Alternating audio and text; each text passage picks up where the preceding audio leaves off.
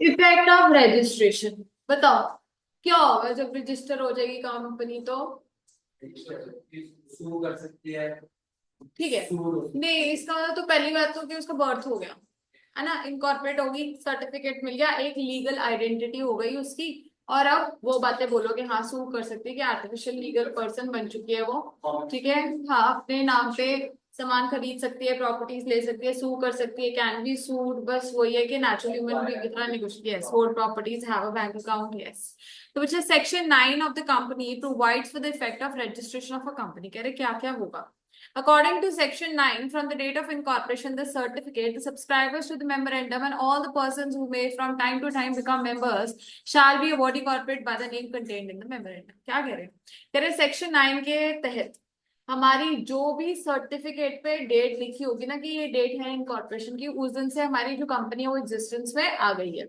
और बेटा क्या होगा, जो उसके सब्सक्राइबर्स कौन होते थे? जो सिग्नेटरीज होते थे, जिन्होंने साइन किया था, कहा था कि हाँ जी हम इसके मेंबर्स है ना, याद है? तो कह रहे जो सब्सक्राइबर्स हैं उनका, जिनका भी नाम लिखा होगा, है ना, नाम लिखा होता है, याद है, मेमोरेंडम में, है ना, वो क्या करेंगे बच्चे, कंपनी में टाइम से टाइम में मतलब काम करते रहेंगे और उनका नाम रहेगा रजिस्टर में और वो एक्ट करेंगे for and bye the company, ठीक है। फिर उसके बाद बच्चे वो कंपनी जो एक बॉडी कॉर्पोरेट रहेगी और उसका नाम मेमोरेंडम में लिख रखा होगा, सिंपल सी बात है, मेमोरेंडम पहले आप बनाओगे, ये कह रहे हैं। तो बच्चे such a registered company shall be capable of exercising the function of an incorporate company, मतलब having a perpetual succession acquire, ये अभी हमने बातें करी कि एक तो क्या, perpetual succession मतलब मर नहीं सकती जब तक कि लॉ उसको नहीं मारता। सू हो सकती है, सू कर सकती है, एक्वायर कर सकती है प्रॉपर्टी, बैंक अकाउंट, ये वो सब कर सकती है, लाइक ए टैंजिबल मतलब लाइक ए नेचुरल पर्सन। बस ये है कि उसमें क्या है, वही सात तीन चार चीजें नहीं कर सकती, ठीक है। उसके बाद from the date of incorporation mentioned in the certificate, the company becomes a legal person separate from its incorporator। तो आप समझ रहे हो क्या क्या चीजें हैं, देखो पहले तो आप सेक्शन 9 में बताओगे कि इफेक्ट ऑफ रजिस्ट्रेशन है कि जिस दिन कंपनी जो है इनकॉर्पोरेट होगी और जो डेट है इनकॉर्पोरेशन सर्टिफिकेट पे वो उसका क्या है, डेट ऑफ बर्थ है, ठीक है। और जो सब्सक्राइबर्स हैं वो क्या करेंगे बच्चों, उनका नाम लिखा होगा और मेमोरेंडम के हिसाब से वो काम करेंगे। फिर आप उसके बाद उसका बताओगे कि वो क्या है, एक सेपरेट लीगल मतलब सेपरेट प्रॉपर्टी और आर्टिफिशियल पर्सन, ठीक है, सेपरेट लीगल एंटिटी और आर्टिफिशियल पर्सन के थे जो फीचर्स हमने ऊपर पढ़े थे उनको ये दो तीन लाइनों में एक्सप्लेन कर सकते हो। फिर सेपरेट लीगल एंटिटी में वही बात है कि कंपनी जो है अपने मेंबर से, ओनर से क्या है, सेपरेट है, डिस्टिंक्ट है, ठीक है ना बच्चा। और उसके बाद आप ये भी बोलोगे, ये देखो, and there comes into existence a binding contract between the company and the members as evidenced by the memorandum and articles। कह रहे कि एक रिलेशनशिप और एक कॉन्ट्रैक्ट जो है मेंबर्स और कंपनी के बीच में फॉर्म हो जाता है, जो कि किस कहाँ लिखा होगा, और उस अग्रीमेंट का नाम क्या बेटा, उसका नाम है एमओए एंड एओए, ठीक है। उसमें पावर्स एंड ड्यूटीज ही होती हैं, यस।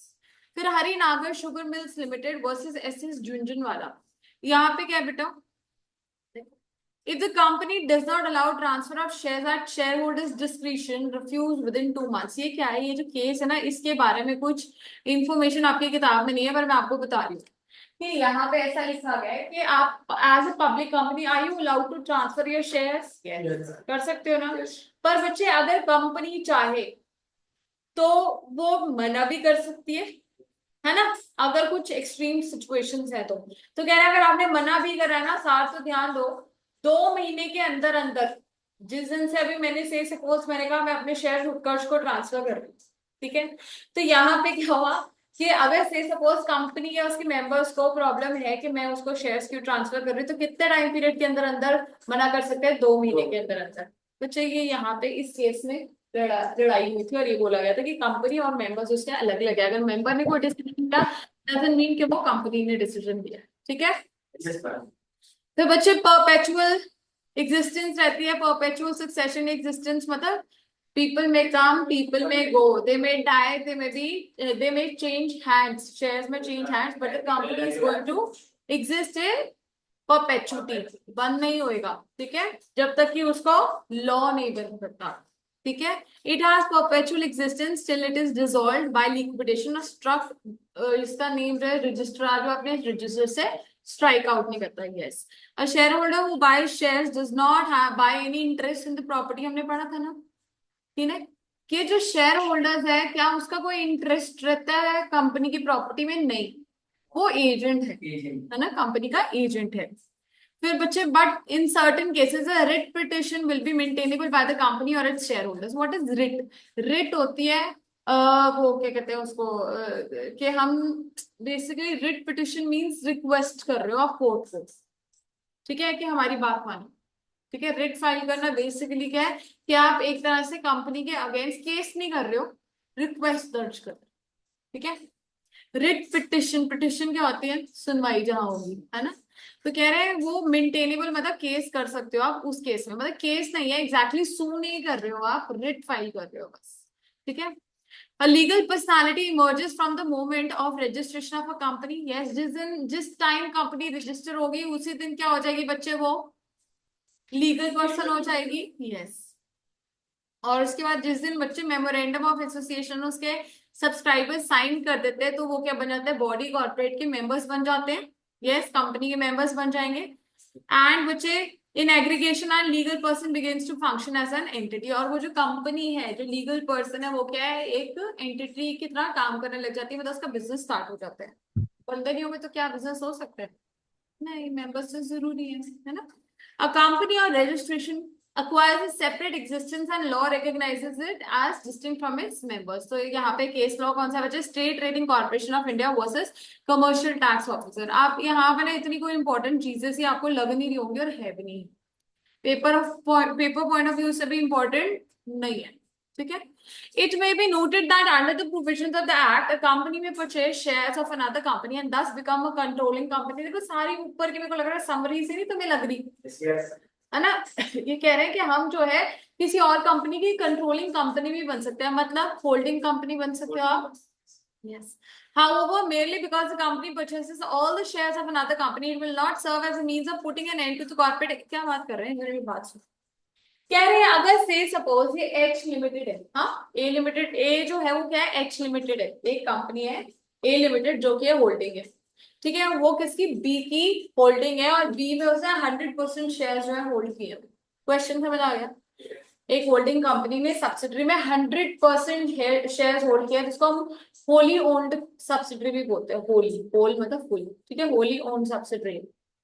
बच्चे तो कह रहे हैं इसका मतलब ये नहीं है कि बी लिमिटेड की कोई अपनी लीगल एग्जिस्टेंस नहीं है। बी कंपनी, बी लिमिटेड भी अपने आप में कंपनी है कि नहीं है? है। तो कह रहे हैं इसका मतलब ये नहीं है कि बी लिमिटेड की कोई सेपरेट लीगल एंटिटी नहीं है, वो अलग से एक एंटिटी की तरह काम करेगी, चाहे वो 100% कंट्रोल्ड किससे है? ए लिमिटेड से। बात समझ आ रही है कि अगर एक 100% ओन्ड सब्सिडरी है तो वो एक अलग से इंसान है, कहने का मतलब। एग्जाम्पल बहुत छोटा सा, मतलब मैं आपके लाइफ से लिंक करके बता रही हूँ। अभी बच्चे, आपकी मम्मी पापा आपका सारा खर्चा उठा रहे हैं, ठीक है, सब कुछ। हो सकता है जब आप बहुत छोटे होते तो हर हर एक्शन, हर चीज आपके अपने पेरेंट्स के हिसाब से कंट्रोल्ड होती है। अब तो फिर भी आप ठीक है, यू आर टीनेजर्स, बड़े हो गए, ठीक है। टीन एज तो भी है, ये 17-18 के ही हो, चलो टीन ही हो अभी भी, है ना, 19 के हो गए तो भी है। तो बच्चे अभी तो चलो फिर भी थोड़ा सा चेंज आ गया, बट क्या है, पेरेंट्स जब कंट्रोल कर रहे हैं तो क्या आपके अपने नाम नहीं है, या आप अपने खाना नहीं खाते अपना अलग से कि मम्मी पापा ने खाना खा लिया और आपका पेट भर गया? ऐसा तो नहीं होता बेटा, है ना। तो वही बात है, कह रहे हैं अगर एक होली ओन्ड सब्सिडरी है तो इसका मतलब ये नहीं है कि वो कंप्लीटली नॉन एग्जिस्टेंट है। It is still existing, it has a separate legal entity. Clear है बेटा? हाँ। तो ये केस जो है Spencer and company limited Madras versus CWP Madras. यहाँ पे कह रहे हैं कि अगर एक होल्डिंग कंपनी और एक सब्सिडरी, इसका मतलब ये नहीं है कि सब्सिडरी की कोई एंटिटी नहीं है, वो अलग से सेपरेट लीगल एंटिटी है। ठीक है, उसके बाद बच्चा, as has been stated above, the law recognizes such a company as a juristic person separate and distinct from its members। ये लिखा कि ऊपर जो है कंपनीज दोनों की होंगी, सेपरेट लीगल एंटिटीज होंगी, they not going to be the same. क्या होल्डिंग और सब्सिडरी एक ही है? नहीं। जहां धोखेबाजी चल रही है, हमने पढ़ा था कॉर्पोरेट डील कहाँ हटेगी, और फिर वहां पे भी दो एंटिटीज को हम एक ही मानेंगे, याद है। और शेयर होल्डर्स और कंपनी के बीच का भी डिस्टिंक्शन नहीं रहेगा। वो बातें छोड़ दो, उसकी बातें नहीं हो रही। कह रहे हैं अगर सब कुछ बढ़िया है तो एक एस लिमिटेड अलग है, एच लिमिटेड अलग है।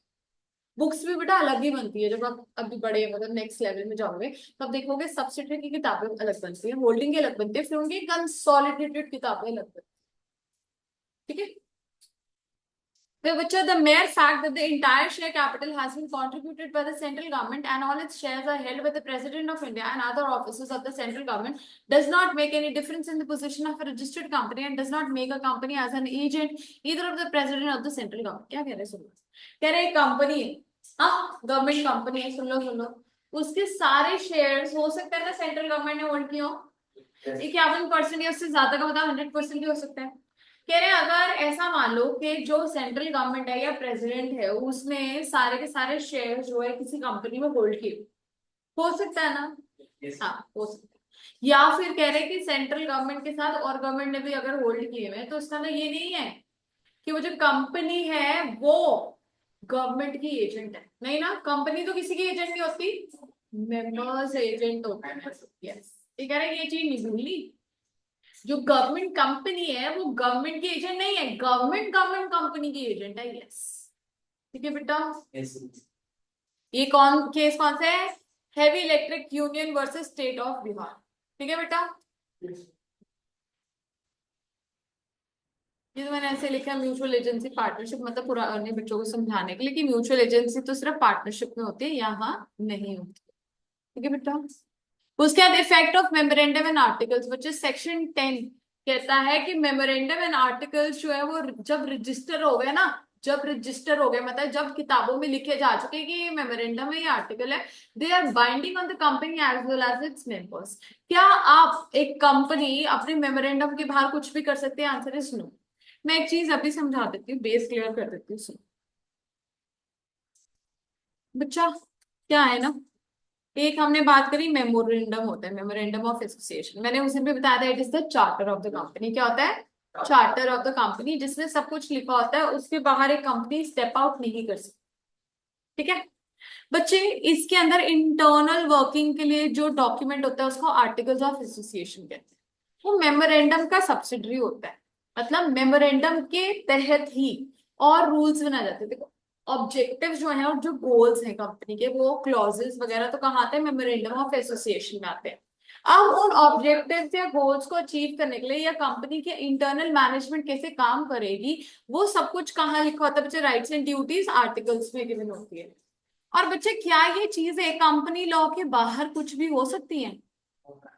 कंपनी लॉ के अंडर ही रहेंगी ये सारी चीजें। कंपनी लॉ के बाहर आप कुछ भी अपने आप से अलग बातें कर सकते हो क्या? लॉ के बाहर तो नहीं जा सकते। तो बच्चे सबसे ज्यादा सुपीरियर क्या है? कंपनी लॉ है। आप कंपनी लॉ के हिसाब से आप अपना मेमोरेंडम ऑफ एसोसिएशन बना सकते हो।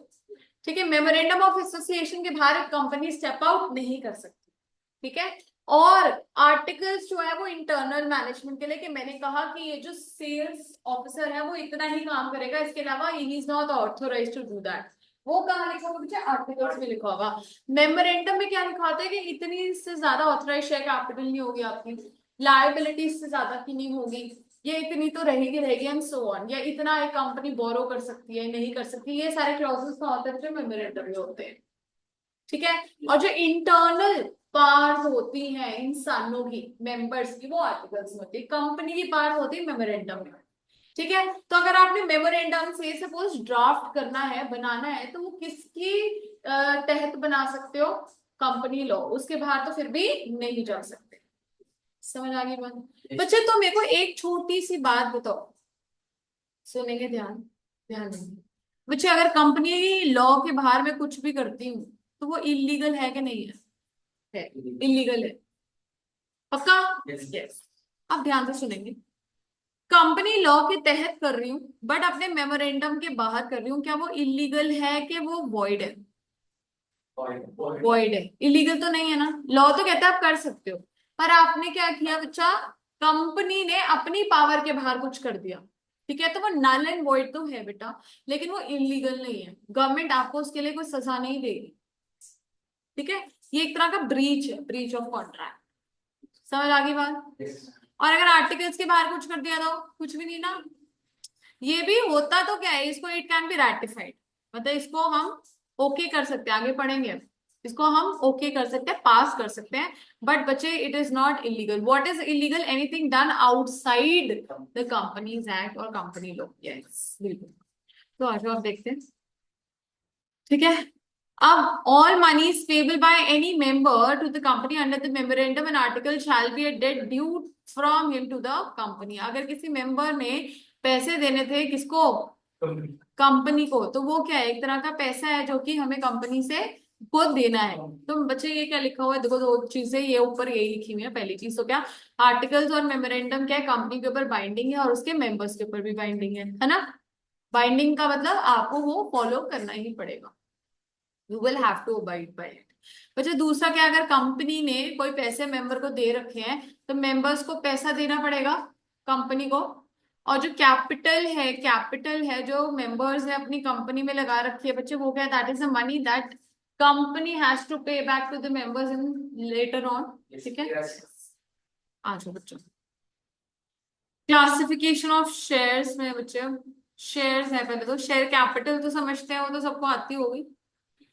शेयर कैपिटल क्या है, क्या शेयर कैपिटल बोलो। Number of shares.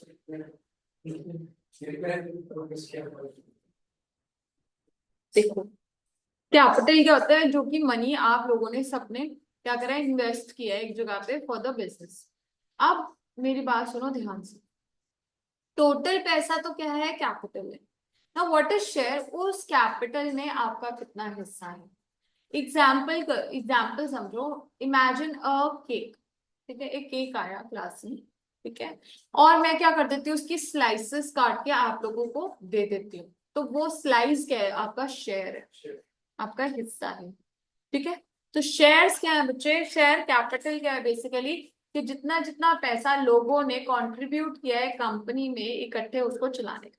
ठीक है, अब बच्चे शेयर कैपिटल हमारे पास कौन सी आती है बताओ। सबसे पहले authorise share capital, it is the maximum amount of capital that a company can issue to its members beyond which you can not issue money to the, मतलब कि anybody else during the life time of the company. Company जो है अगर बोल दिया 1 करोड़ से ज्यादा मैं शेयर नहीं इशू कर सकती, तो क्या वो 1 करोड़ एक शेयर भी इशू कर सकती है? नो। फिर दूसरा आ जाता है बच्चे मेरे पास subscribe share capital, sorry issued होती है कि उस 1 करोड़ में से कितने जो है कंपनी ने अभी बेचने की बात करी कि मैं कितने जो शेयर्स मार्केट में बेचूंगी, इशू करूंगी और उससे पैसे लूं। ठीक है बेटा, उसके बाद आते हैं सब्सक्राइब शेयर कैपिटल, कि अगर से सपोज कंपनी ने 80 लाख शेयर जो है वो इशू किए, तो उसमें से कितने लोगों ने उसको खरीद लिया। ठीक है, हो सकता है फुली सब्सक्राइब हो, over and under subscription, I hope you know it. हाँ, फिर उसके बाद fully paid, partly paid. Fully paid होता है कि अगर 10 रुपए का शेयर था, 10 के 10 पे हो गए, that is fully paid. Partly paid में भी हो सकता है मैंने अभी फुली कॉल्ड अप भी नहीं किए। ठीक है, 7 कॉल्ड अप एंड 7 पेड, तो फुली मतलब एक तरह से फिर क्या है, 7 जितने मंगवाए उतने ही थे, that is called up capital. बच्चे अब कॉल्ड अप है बट नॉट पेड है, मतलब कॉल्स इन अरियर्स। ठीक है, तो अगर 10 रुपए मंगवाए, आए 7 रुपए, तो 3 रुपए क्या है, अनपेड है या फिर कॉल्स इन एरियर्स है। ऐसे कॉल्स इन एडवांस भी आते हैं कि एडवांस में अगर तुमने पैसे दे दिए, तो मुझे एक बात बताओ, अगर आपने एडवांस में पैसे दिए तो कितना रेट ऑफ इंटरेस्ट मिलता है, याद है? वैसे इसके ऊपर क्वेश्चन बनता नहीं है, बट चलो आपको आना चाहिए, आता है। फिर आ जाओ, फिर कितना होता है?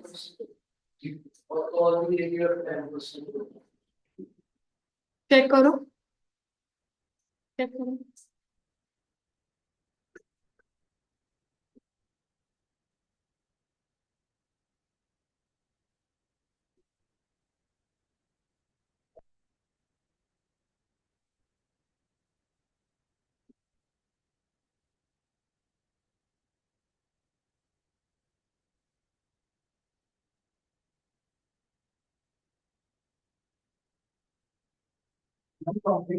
6 to 12% पर एनम है बेटा।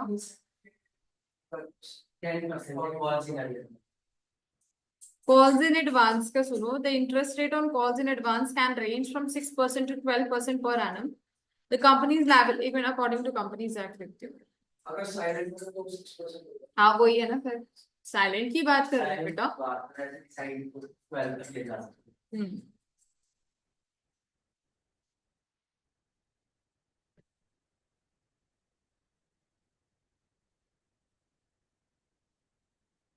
जो आप कह रहे हो that is maximum rate is 12%। इससे ऊपर नहीं है।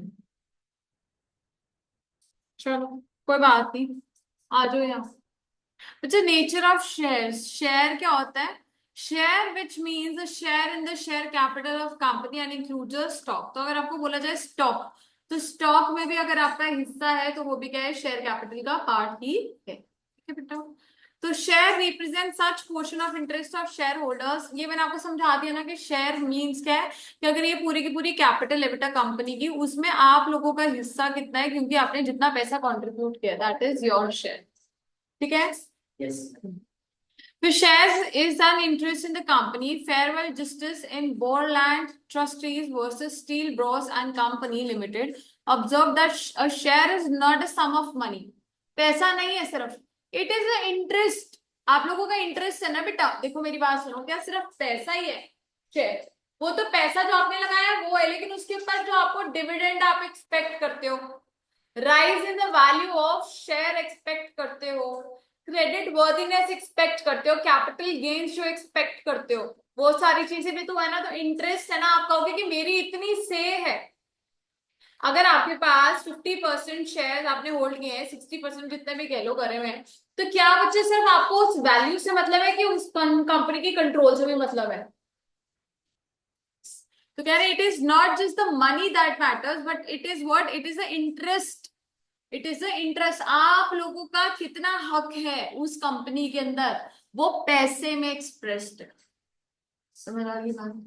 आप कहोगे 10% शेयर होल्ड किए हुए, मतलब मेरे 10 लाख से सपोज एग्जांपल है, 10 लाख की कैपिटल है, उसमें आप कहो कि मैंने जो है 2 लाख रुपए कंट्रीब्यूट किए हैं, तो आपका शेयर कितना बेटा? 2 lakh divided by 10 lakhs into 100, that is 20%। तो आप क्या कहोगे, मेरा 20%, 20% मैंने इस कंपनी में लगा रखा है। ये एक्सप्रेस चाहे रुपीज में हो रहा है, पर क्या ये सिर्फ पैसा है कि आपका कंट्रोल और इंटरेस्ट भी है?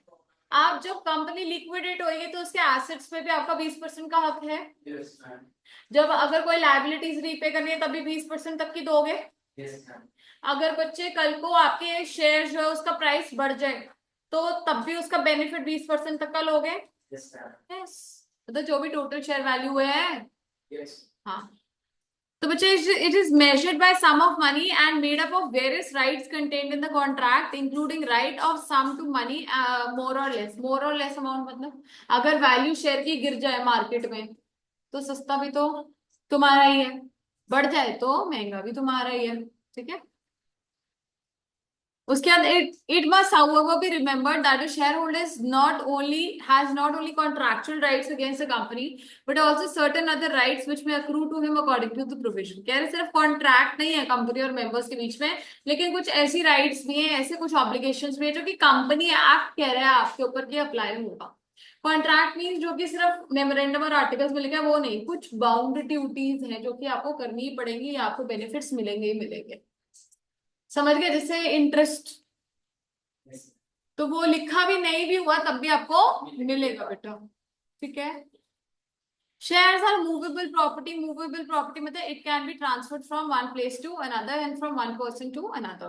According to Section 44 of the Companies Act, the share or debentures of the or other interest of a member in a company shall be movable property transferred in a manner provided in the articles। कह रहे अगर articles में लिखे कि इस तरीके से ही shares transfer होंगे तो उस तरीके से हो जाएंगे, लेकिन है तो क्या movable property? Yes, not important, not important. Share shall be numbered. बेटे कह रहे सेक्शन 45 क्या कहता है, that every share in the company shall be distinguished by it's distinctive number. This implies that every share shall be numbered. Her number के, हर share के कितना होने चाहिए, नंबर्स होने चाहिए। ऐसे होता है ना, जैसे 10,000 shares, equity shares of ₹100 each. हाँ, ये नंबर है।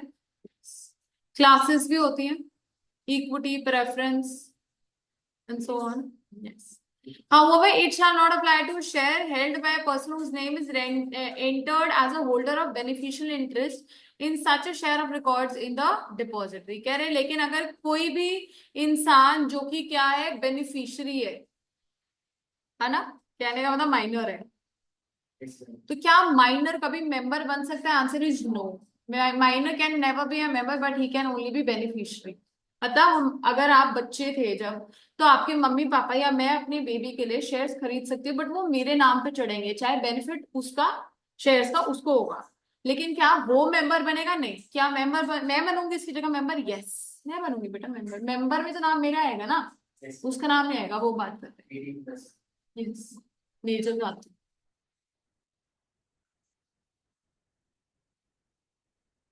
Kinds of share capital. Equity, equity में क्या होता है बच्चे? वोटिंग राइट्स रहेगी।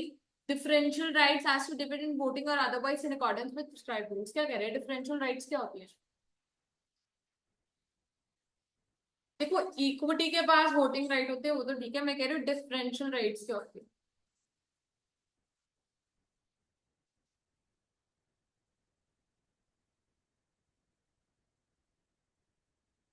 पहले मैं प्रेफरेंस शेयर्स को यस, मिलेगा। पहले प्रेफरेंस को मिलेगा बच्चों, उसके बाद जो मिलता है वो क्या मिलेगा? इक्विटी को मिलेगा। Why? Because that the residual owners, या फिर वो उनको रेसिड्यू प्रॉफिट्स मिलता है, जो भी एंड में बचता है वो उनको दिया जाता है बच्चा। उनके पास वोटिंग भी रहती है, उनके पास पावर भी है, उनके पास कंट्रोल भी है कंपनी का। यस। एग्जाम्पल 7 देखो, it is to be noted that Tata Motors in 2008 introduce equity shares with differential voting right called A equity shares in its right issue. No, what is right issue? Differential voting right का मतलब बच्चे एक और भी होता है कि आपको बेनिफिट्स भी दिए जाते हैं। What is right shares? Right bonus share तो चलो आई होप सबको पता होगा। What are right shares? जो कंपनी का employees वो दिए जाते हैं ऐसे एज नहीं वो चलो फिर बोनस बताओ क्या होता है? बोनस का राइट में क्या फर्क? हम गवर्नमेंट से जो डिस्काउंट पे बोनस फ्री में दिया? शेयर होते हैं। देखो एक बात बताओ, बोनस क्या आपको कभी पैसे में दिया जाएगा कि फ्री में? फ्री का होगा ना, आपके लिए बोनस क्या होता है? फ्री में जो दिया गया। तो चलो समझ लो, बोनस शेयर होते हैं जो कि फ्री में दिए जाते हैं, जैसे दिवाली बोनस है एग्जाम्पल। ठीक है, कंपनी जो है बढ़िया परफॉर्म कर रही है, उसने कहा कि चलो तुम लोग बहुत बढ़िया एम्प्लॉयज हो, तुम्हारी वजह से इतना इतना फायदा हुआ है, तो क्या करते हैं ना, हम तुम्हारे को तुम्हारी मेहनत के लिए फ्री में शेयर्स देते हैं। That is what bonus is. ठीक है। व्हाट इज राइट्स इशू समझेंगे, क्योंकि तुम लोग बहुत टाइम से कंपनी में मेहनत कर रहे हो, तो तुम लोगों का भी तो कुछ हक बनता है ना, कि इतने सालों से तुम मेहनत कर रहे हो, तुम्हारे पास भी कंपनी के शेयर्स होने चाहिए। तो बच्चे क्या करती है ना कंपनी, कंपनी लोगों को इनकरेज करने के लिए, अपने एम्प्लॉयज को इनकरेज करने के लिए क्या कर देती है, उनको बोल देती है कि एक, से सपोज, हाँ, क्या है, से सपोज कोई भी एक शेयर है, उसकी वैल्यू 100 रुपए है मार्केट। ठीक है, क्या है? 100 रुपए है। तो आपको कहेगी कि आप जो हो ना, इसको खरीद सकते हो एट 77। ठीक है, कितने का शेयर है एक्चुअल मार्केट में? 100 रुपीज का। और आपको बोला आप 77 में इसको परचेज कर सकते हो। तो बच्चे आप देखो कितने का बेनिफिट हो रहा है आपको? 23 रुपीज पर शेयर का। तो ये क्या है बच्चे? आपको इसको इसको हम बोलते हैं बेनिफिट है। हाँ, हाँ, this is right issue, this is exercise price, this is your market price. ठीक है, मतलब मार्केट में शेयर कितने का मिल रहा है? 100 का, और आप कितने में खरीद सकते हो? 77 रुपए में। So this is your exercise price if you exercise. It can even lapse. आप बोलोगे नहीं मुझे नहीं खरीदने, तो ना खरीदो, कोई जबरदस्ती थोड़ी ना दे रहा है आपको। समझ गए? तो कह रहे हैं यहाँ पे टाटा मोटर्स ने 2008 में क्या किया था बच्चे? एक अलग से एक क्लास निकाल दी इक्विटी शेयर्स की। ठीक है, जो कि उसने क्या करा, डिफरेंशियल वोटिंग राइट्स, मतलब उनको बोल दिया कि आपको इतनी ही वोटिंग मिलेगी। से सपोज ऐसे कहा जाता है, मेरी बात सुनो कैसा होता है ये राइट इशू होता कैसा है यूजुअली। कहा जाता है कि वो वाले लोग जो जिन्होंने से सपोज 100 शेयर्स होल्ड किए हुए ना, उनको 2 शेयर्स मिलेंगे।